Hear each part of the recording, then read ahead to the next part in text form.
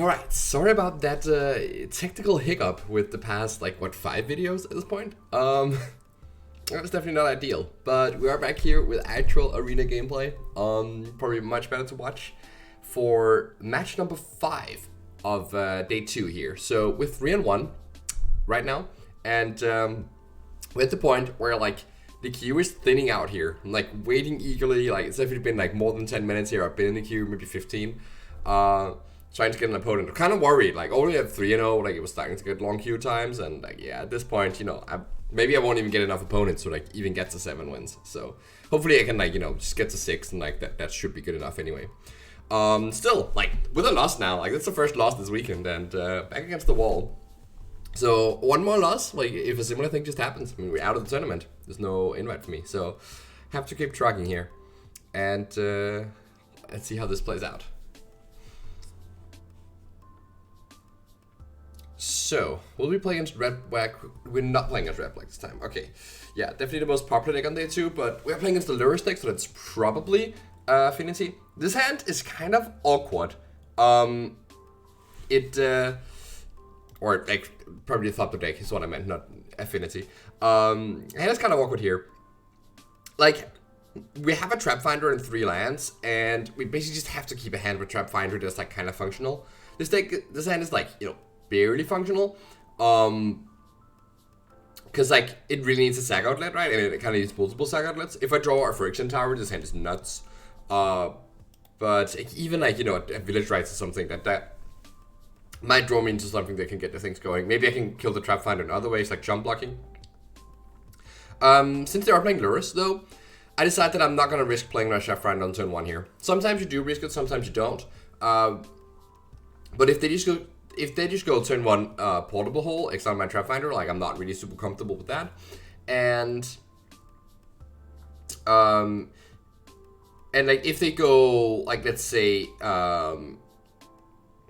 if they have a really good turn 1, Ornithopter plus, well, I forgot the name of that card now.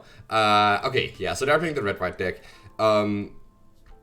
Ornithopter plus the artifact that can sacrifice Thopters to make constructs. So, essentially, if they play 4-4 on turn 1, well, then I will play Trapfinder, because, I really want to chump block that 4 damage, and I'm willing to take the risk at that point. Sentinel, though, is that enough? Disrupting their turn 2 definitely has some value. Maybe they won't be able to play another thing alongside the portable hole, but, with a land here, our hand is, really empty if I play out this Trapfinder here, so I'm not really sure if, that's really worth doing. If I had a Call Against Command or something in hand, I'm much more comfortable playing it out. So, kind of in the tank here of whether to play it or not. It's only preventing 1 damage though. Obviously the opponent's not even gonna attack, so there's really no upside in playing it here. If they had a turn 1 4-4, even a Toolcraft Exemplar, I might have played it. Because that's actually preventing quite a bit of damage, and it's pretty likely that they will attack into it. And we can draw a card. But right now, I'm just forced to tap pass. They play Sokensan. I'm not sure if the Thopter deck usually plays Sokensan. That strikes me as odd, but... Oh, they're not playing red-white Thopters. They're playing Auras, actually. Red-white Auras. So that's kind of interesting. Well, that changes everything. So now, I'm thinking, okay, well, I mean, now I can just safely play the Trapfinder. They cannot kill it, or exile it at least. And I really want to be able to chump block this light pause. I think this is a pretty big mistake, especially because it's specifically light pause. If it was Core Spirit Dancer, I think it's correct to play Trapfinder maybe, but light pause can just find a way to give itself flying, or tap down the Trapfinder, or make it unable to block, or something, right? They have a lot of auras that do that, and they have a toolbox for them, right? So my Trapfinder is just not gonna be able to block here, and I should have just played Berkey as a result of that. The opponent cannot kill Berkey anyway. And if I Trapfinder, the only reason to play Trapfinder here is so that they can block. Otherwise, it's just way more mana efficient to play out Berkey, and maybe I can make something happen with that. But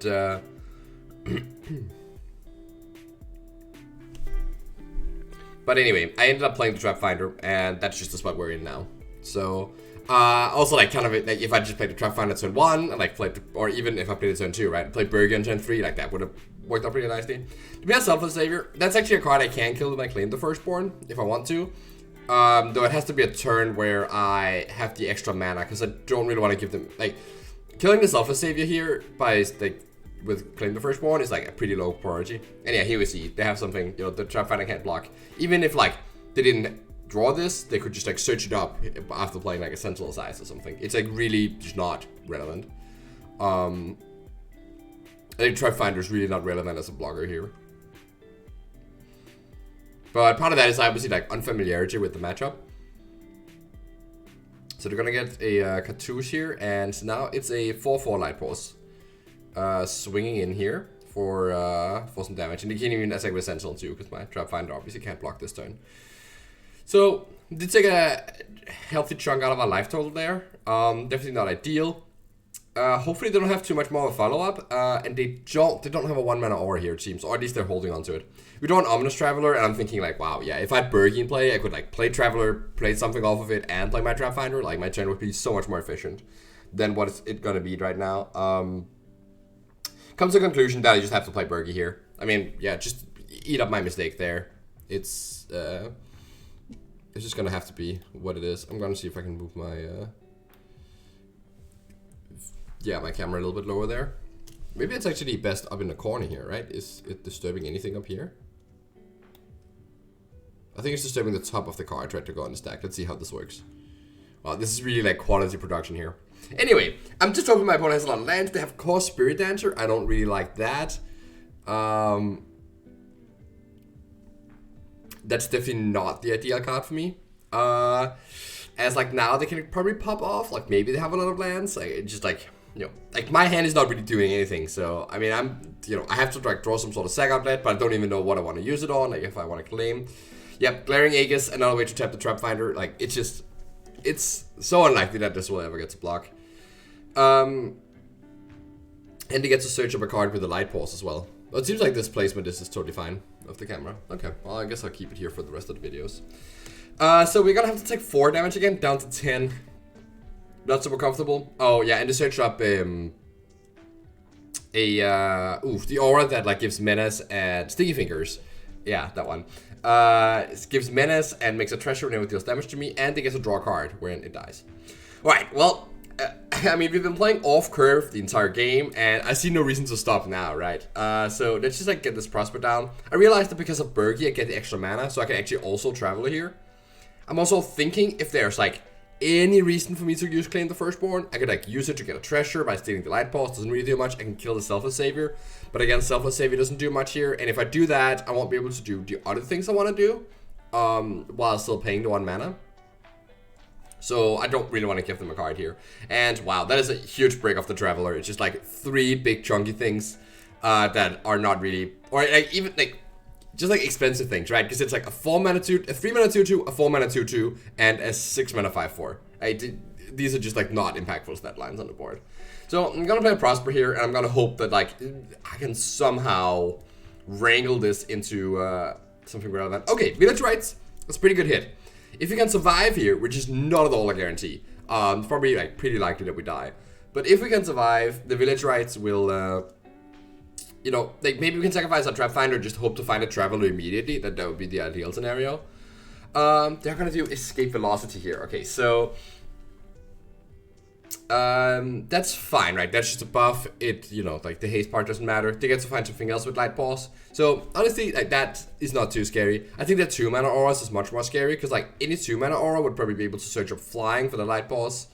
Alright, so did you search up Sentinel's Eyes? I also have to remember that they can't find an aura that they already have in play. So like Light Pulse is running out of options right now, and that at least helps a bit. So they're just going in here. Wait, they're just going in. So wait, no evasion? I can just jump block with my Trapfinder? I'm ecstatic to this. I mean, I know I have the Village Rites to sacrifice it anyway, but like, I can use my Village Rites to Claim the Firstborn anyway. Like this way, I do take 5 damage. The fact that they pause here has me a little bit confused, but the Trapfinder does die, and I don't. So let's see what we hit. Do we hit a Traveler here? We hit another Bergie. That's not ideal, but it's actually not that bad, because if I Prosper lives, okay, did you just put Loris in hand? Honestly, this seems great for me, and I draw another sacrifice aspect. Okay, here's the plan. Our hand kind of sucks, but not as much anymore, because I can like steal 2 of their things and sacrifice both of them. I have a Bergie in play, I'm Prosper, and I can play this one as a Horn. So I'll be able to like just go off here. Like every time I just got a card, exile 2 cards, and whenever I play something from exile, it generates 2 mana. So it's gonna be pretty trivial for me to draw my entire deck. The Horn is also discounted here because of the Trapfinder, so it's only 3 mana. I'm just gonna let them draw a card here. I'm probably gonna find a discard spell at some point so I can like take something, but I also want to take the lures anyway. Usually, I don't know how much mana I'm gonna need this turn, so it's just much safer to just let them have it. Plus, I also don't want to like spend my black mana right now. And I would have to do that if I pay for the Sentinel, because you have to pay for Sentinel before the Burger triggers. Anyways, I'm gonna start by stealing Light Pulse here. And sacrifice that. Opponent's in the tank here, so I wonder like what's actually going on. If they have a protection spell, they usually don't play that many, but they have Shajiri Shelter. Okay, that makes sense. So we're not gonna get to steal Light Pulse this turn. That's kind of unfortunate, but I mean they just name red, so at least like the sticky fingers fall off and they won't draw a card if we end up killing the Light Pulse. We might find a Fatal Push or something. Anyways, we get to steal the Spirit Dancer here, and that one we can sacrifice the Village Rites. Again, that came from exile, so we trigger Prosper, trigger Berkey here. And I guess we'll just have to resign to like sacrificing our Traveler to the Deadly Dispute. Okay, well, these cards are pretty bad. They can just get discarded. That's perfect. I mean, when you have this combo, what you really want is just draw your bad cards and like hit the good ones off your off the exile. So we hit a land here. Haven't played land yet. That also makes a treasure token. So now we can safely discard this Blood Crypt. Fatal Push is super nice if we can find a second one. Right now, the Selfless Savior's in the way.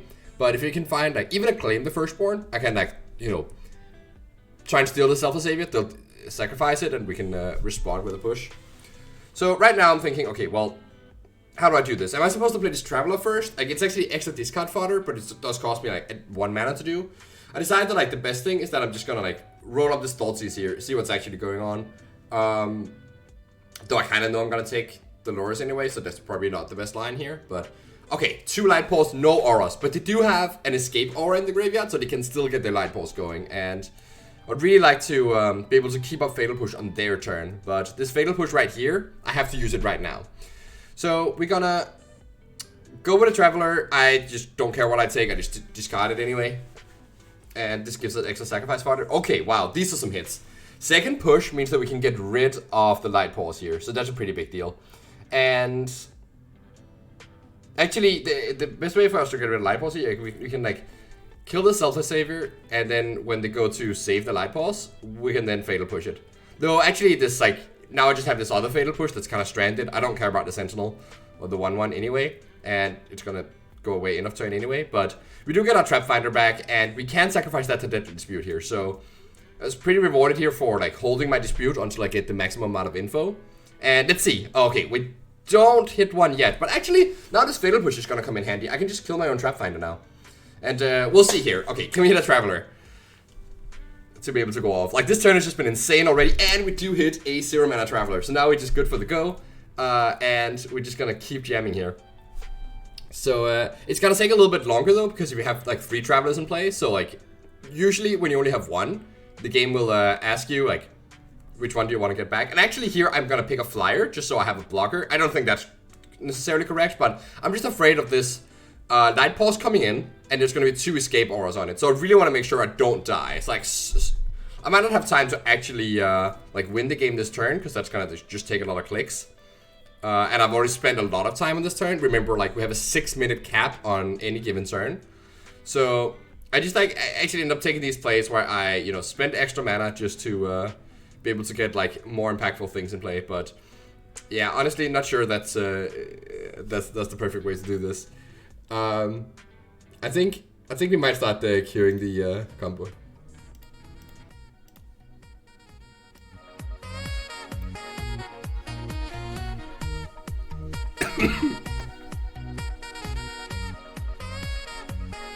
Sorry, I'm actually still sick with COVID. You would not be able to tell, but we are going off here. Still.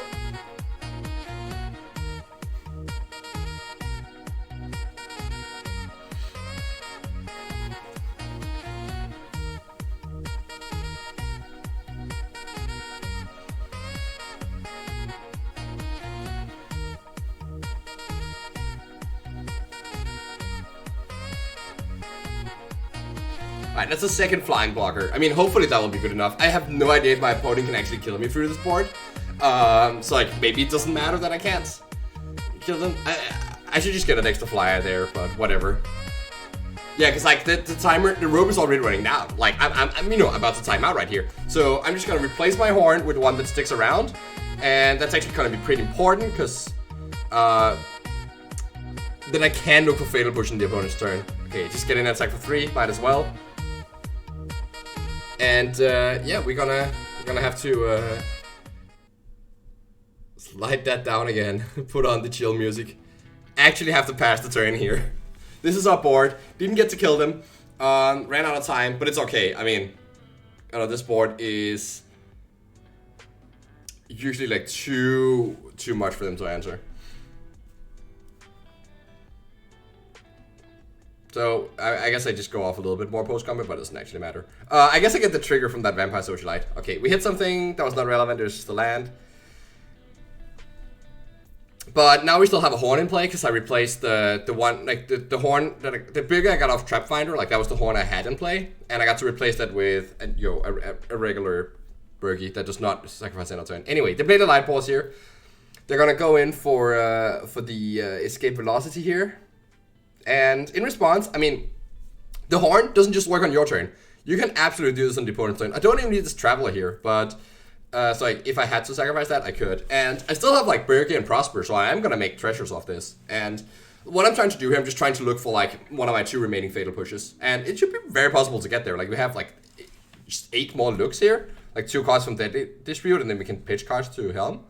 So yeah, let's just keep pitching here. See if we can find it. And there's the fatal push. So nice. They don't even get a break here. And our board is insurmountable right now. Easily lethal, and they scoop. Okay, wow. That was a bit of a close one. Like our hand was like pretty unplayable, but somehow we had to like resolve a Prosper and untap with it, and that was good enough. And they let our Trapfinder die. That was a pretty important piece for us to survive that one too. But apparently their hand was just all filled with the light paws. So, okay, I'm not quite sure how to sideboard. We definitely didn't plan for this going in against auras. But let's see here. What I really want is to maximize my discard spells. I just want to like be able to like discard their enabler, or even more preferably, like if I can set it up to hold one for their Lurus. You definitely want all the claim the firstborns. Like these are really good to get around the selfless saviors. And I also still want all my bone shards and fatal pushes. Just all the removal I can. Fatal push is gonna be extremely important, so I'm gonna like, try and save that if I can, because I want to like stop their haste. Because they can actually like, if I only interact at sorcery speed, they can actually just kill me in one swing with the light paws by giving it haste. Also boarding Greaser Sigil and Shattering Flame. Just all the removal, cutting the recursion spells, the Call Against command, and the Echoing Return. We're cutting 1 Village Rites because we have these other ways to sacrifice, like the Bone Shards and like the removal spells here. And then I'm also going to shave a Prosper and shave a Bergie. Shaving a Bergie is the thing you can do sometimes. It's like maybe not ideal, but it does make you more likely to hit the Traveler off the combo. So sometimes it makes the combo more consistent. And especially in matchups where like drawing too many Bergies can be kind of awkward. This matchup, they can't really answer it. If I just slam a turn 3 Bergie, it's staying in play. So sometimes you can get Bergie flooded where you have too many of them. Though the horn definitely helps a lot with this issue.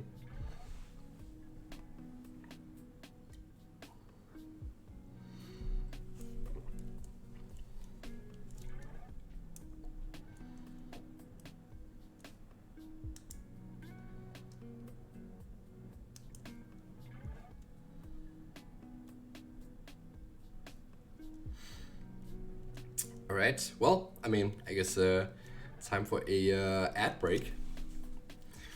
Have you seen the new? Okay. I'm sorry. There's no ad break. I'm not commercialized. I'm just trying to fill out the empty void of silence here. All right, game 2 here. This hand has. I mean, it's pretty good, right? It has Trapfinder, but you know what? I'm gonna ship it. It has no removal. Like you can't keep a hand like that. You see what it was like 3 lands. It had Trapfinder, Prosper, Bergie, but it doesn't work. Like without removal, it's not good enough. This hand, however, tons of removal. This Friction Tower is gonna be super clutch here. Just enabling all my claims. I'm gonna put back Bone Shards because I'm already flooded on removal, and I think I'd rather keep the combo piece in the Bergie here. So I'm just gonna pass, and my plan is to try and kill everything. Okay, my opponent knows that I am on a plan of like, or that I could be on a plan of killing stuff, so they're not gonna just slam their Spirit Dance on turn 2. They're gonna wait until they can get some value off of it. That is definitely the way you have to play this. So Traveler, normally you take a Pit Fighter here, but actually I realized that like maybe Dominating Vampire is better because at some point I can steal like, I don't know, like Esper Sentinel or something and sacrifice it to my tower. So the Dominating Vampire is essentially an extra claim the Firstborn. So they're just gonna use this Immolation to kill my Traveler. I am pretty satisfied with that. Don't really need the Traveler. And now we get to steal the Spirit Dancer and play Bergie. So that's like a really good turn here. Getting to like, both kill their thing and get Bergie down. I mean, you know, we are gonna like pretty close to a spot where I really want to leave up the Fatal Push here. But for now, we can probably let them like play their thing, get some value, and we'll be okay. Also, if they have like Kaya's Ghost Form, which they, oh yeah, there's a black pathway. They're probably splashing for Kaya's Ghost Form. Just a single song copy, and Claim the Firstborn actually does get around that card, because Kaya's Ghost Form is only creature you control, so it'll fall off if you steal that creature. So, anyways, they're not going for that here, so I'm gonna count up my mana here, but I think I have enough to like steal this Ram here, get rid of it, play Traveler, and get something. And maybe we're just like gonna try and be the fair game plan here, because you have so much removal. Especially like, if I can hit another Vampire off my Traveler, that's what I'm really gonna be looking for, so that the Vampire can steal 2-drops. Or maybe if I can get even like 2 Vampires so I can still allure us. Because maybe the next turn will just be put lures in hand. And I don't have discard right now.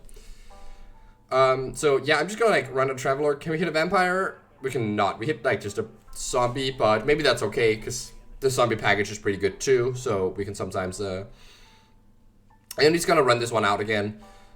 See if I can, well, hit a Vampire now, but even also like a zombie would be okay here.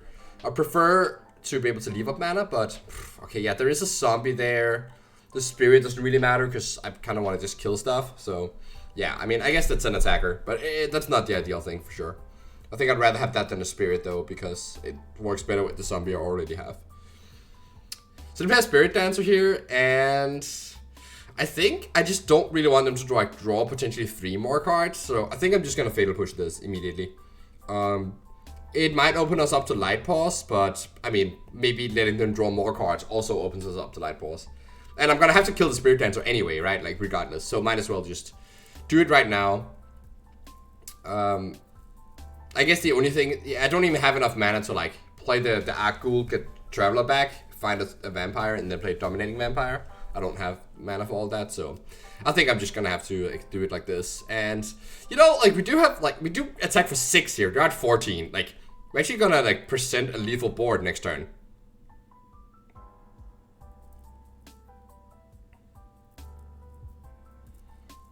Right? Like, I attack for 6 here. And then I play an Argul and I have 8 power in play. And they're at 8 life. So that actually like works out pretty well. So I think I'm just gonna do that, and there's also a chance though that I really want to use this Deathly Dispute though. And I actually am gonna go ahead and use it here. I'm not sure that's right, but I really want to find another Fatal Push here. Or a discard spell, at least. Like something to make sure I don't die to a Light Pause here. Grisly Sigil, it is a removal spell, but it's Sorcery Speed, so I think I can do better here. By the way, the trigger there, that's from Argul of Traben. It says when a zombie dies, you basically surveil one. And if it's a zombie, you just put it directly in your hand, but there's no zombies in the deck, so it's just surveil one. And we do hit another Fatal Push here, so that's pretty huge. Okay, now I feel much more secure. I don't have lethal necessarily, but I do actually have enough mana here that I can like play Traveler and hit a 2-mana Vampire or the 1-mana Vampire, and then play Dominating Vampire and give something and give haste to like the other Vampire, or like maybe steal their thing, whatever. Like I have enough mana here that I can actually like make something happen. So there's a chance I do attack for lethal right now anyway. They just like play a tap line and pass. I find it very odd they're not putting lures in hand. I wonder if their reasoning is that they're afraid of discard, so they just wait until they can like put lures in hand, play something from the graveyard. But they're under so much pressure that it can't really work. So I don't really know what this is, but I mean, it can't even be like a big thing like a Wandering Emperor or something. I mean, if they play Settler Wreckage, then like all the power to them, I guess. Not gonna like try and play passively for this. Anyway, I end up finding a second dominating vampire. I don't quite have enough mana to do everything. But I can at least like Deadly Dispute here, sacrifice the treasure, draw some cards, maybe find a discard spell and see what's going on. That would be kind of ideal. I don't, but with the land, I can just play the dominating vampire here. It's not perfect, but I mean, I could also play the second one here, but then I'm like leaving myself out of Fatal Push. And right now, with 2 Fatal Pushes in hand, like I feel like I'm really safe here. So I just attack. If they can kill one thing, that's fine. They're still like setting lethal next turn. And okay, they have Sokensen. It could have also been like Ganjo, I guess, but yeah, Sokensen does the same thing. They can double block the Argul, and again, I just don't want to risk anything. I'm just gonna like let that die, leave up 2 Fatal Pushes. I feel like I'm pretty confident here. If they manage to stick something, I can play my second dominating vampire and steal it. It should all be good here. So yeah, I'm just gonna let this one die, and I get to surveil once more.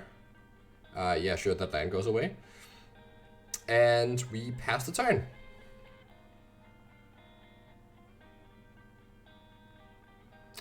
So let's see what they can do here. They can put lures in hand and play it, but they can't play, like, they don't have anything in the graveyard except for, like, I guess Sentinel's Eyes. The Immolation doesn't do anything because my things are 3 toughness. So honestly, if they tap out here, I mean, I have, you know, Revolt enabled through my treasure token, so I'm gonna be able to attack for lethal here, and it does seem like I've secured this round. This game, just much more of a fair, like, Berkey plus Ominous Travel, like, that, you know, even when you're not comboing, if you have enough disruption, like, that can be good enough, because that actually is a way for you to, like, you know, build a battlefield.